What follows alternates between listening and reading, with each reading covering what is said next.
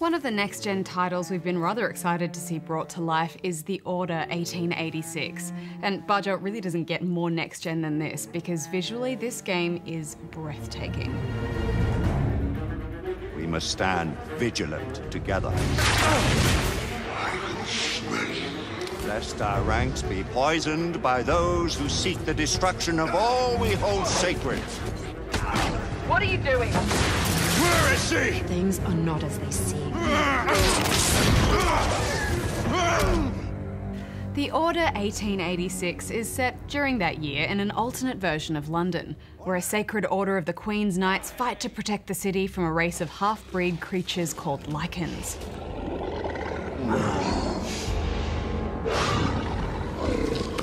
Which are basically werewolves, right? Yeah, it's the fancy name for werewolf. You play a knight who has been bestowed with the Arthurian name of Galahad. He and his fellow knights must not only fight the Lycans, but also bring down a rebellion that opposes the monarchy and the government. This alternate history paints an exciting picture of post-industrial London. Try again now, same baseline. Famous inventor and electrical engineer Nikola Tesla in this reality has been busy creating some impressive gadgets for the Knights.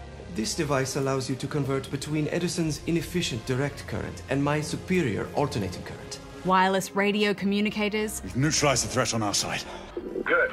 Electrically charged weapons. All set against a landscape of huge zeppelins floating across grey London skies. Hex, when I fantasized about what next-gen games would look like, this really is what I had pictured. I will not wish this life on my children. The facial motion capture in particular is stunning. Yeah, and just the way each shot is directed, it's so cinematic, isn't it? And the level of graphical detail and the lighting, oh, it's incredible. Yes, but naturally we had to test out just how far they push their game engine's prowess with our own patented routine test. Yes, of course. Are there ripples in the puddles when we go splashing through them? No. Oh, can I see my reflection in the mirror? No. Are random objects in the environment movable? Yes! So very flashy, but still skimping on a few of those details if we were to be snobs about it. Yeah, it's such a good looking game, but Hex, there's just one problem. The whole game is letterbox. I don't mind letterboxing, like at all. Oh, it drives me crazy. I need to rant about this just for a moment. I alone will assume responsibility for all the consequences that may befall us. The whole way through, I just found myself thinking that maybe the way they got this game to look so pretty is not to have to render so much of it. Why not give me the option to see more? In fact, I'd rather have the game look a little worse if I got the whole thing rendered. In fact, I zoomed in manually on my television to split the difference a bit, and that kind of helped. Oh, that's just stupid. And I really don't think many people have the same level of hatred towards it as you. Right, they've clearly gone for a very filmic approach with The Order, which works fine, I think, as a visual style. But this is where the problems pretty much begin and end.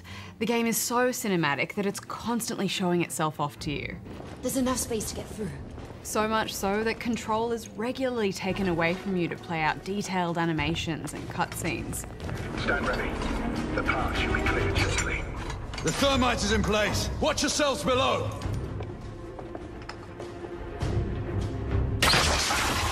This also drove me so crazy. It's bad, isn't it? At first I was like, oh no, I'll give this the benefit of the doubt.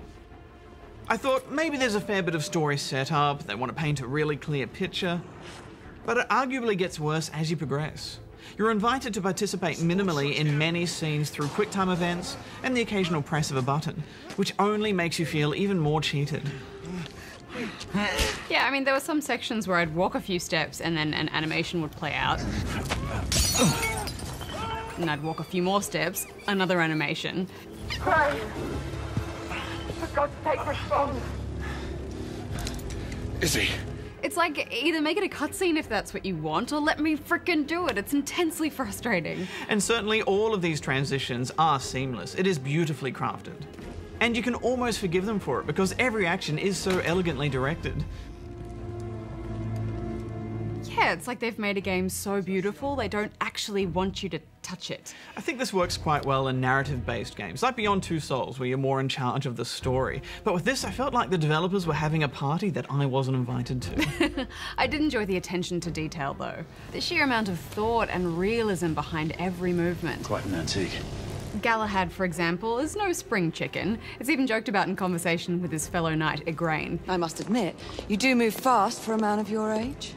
The knight cares to be reminded of his decrepitude by a fair damsel. So, you know, his whole physicality beautifully reflects this. He groans and puffs a lot, doesn't he? I can relate. Yeah, but I love it. I mean, so often we have these action heroes just blasting their way through war zones. But he's hauling himself over things, grimacing and groaning under the weight of that armor. Everything looks like a genuine effort. Yes, and this should be hard work, and it translates well. You really feel exhausted for him. Yeah, I mean, I think characterization should be applauded across the board, in fact. From the subtle NPC conversations in the streets. Protocol and bugger off. Dear, please watch your language. Someone might hear you. To the main characters. A proper knight must learn to curb his passions. Without passion, monsieur, a man cannot fight.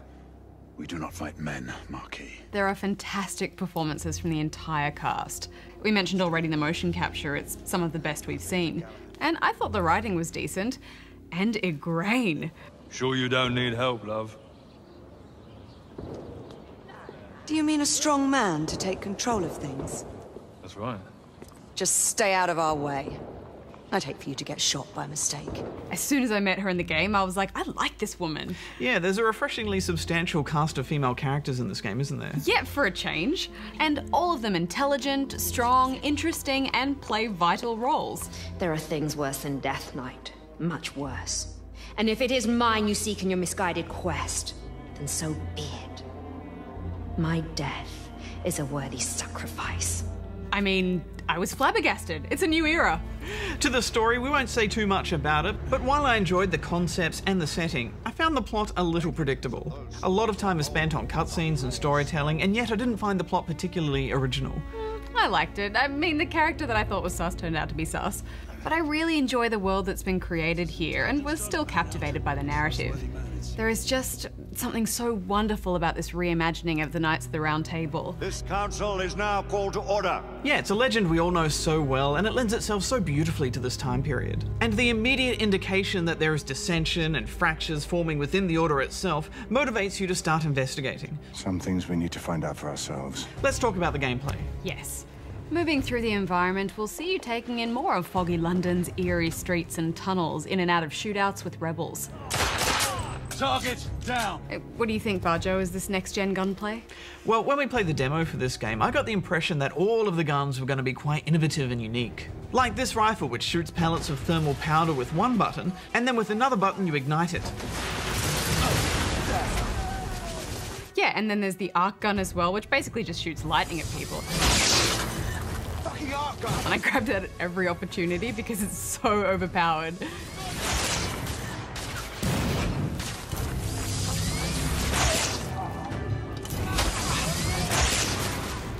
Exactly, so you only really grab these unique guns on a few occasions.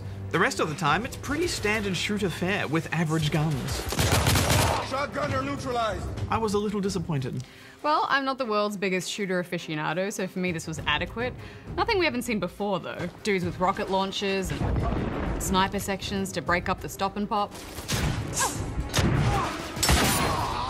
I mean, I found it enjoyable enough, although the cover system bugged out on me more than once, which is a bit weird. I'll provide cover! I just found every time I tried to sit back and really enjoy this game, I kept coming back to that issue of control being taken away. And the Lycan fights are boring and repetitive, and even the main pivotal fights in the game are purely QuickTime based.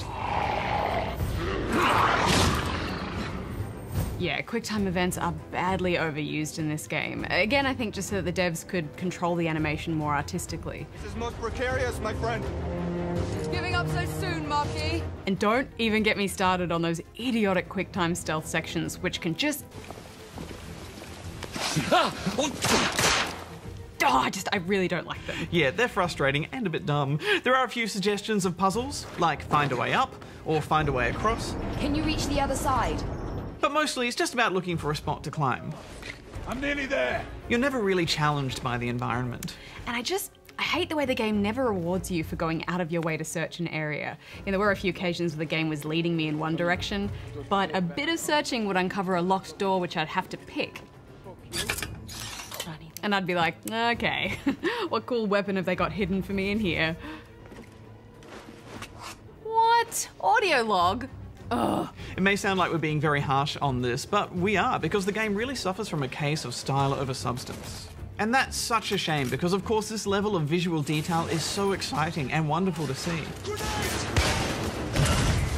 But this is way more of a passive experience than it should be. Yeah, I think ultimately I finished this game in about 7 to 8 hours-ish, and I dawdled. You know, I'm a dawdler because I do stuff like this.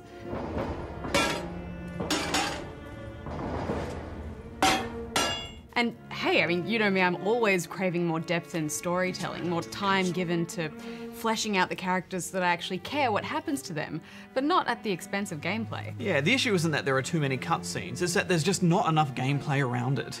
Yeah, for me, I think The Last of Us still sets the benchmark for that balance between story versus action. You know, it was measured and well-paced. All right, ready? Ow. So it can be done. Yeah, it absolutely can be done. I think in many ways the Order is technically a step forward for games, but in so many other ways it's a step backwards, and it's such a shame. Yeah, I agree. And look, I'm not saying don't play this game necessarily. There is a good game here, just, you know, don't expect to play much of it. What's the verdict, Hex? I'm giving it 2.5 stars. I'm giving it 2 stars. Nobody puts Banjo in a letterbox. Everything to your liking thus far? Quite. Just another ordinary London morning. Indeed.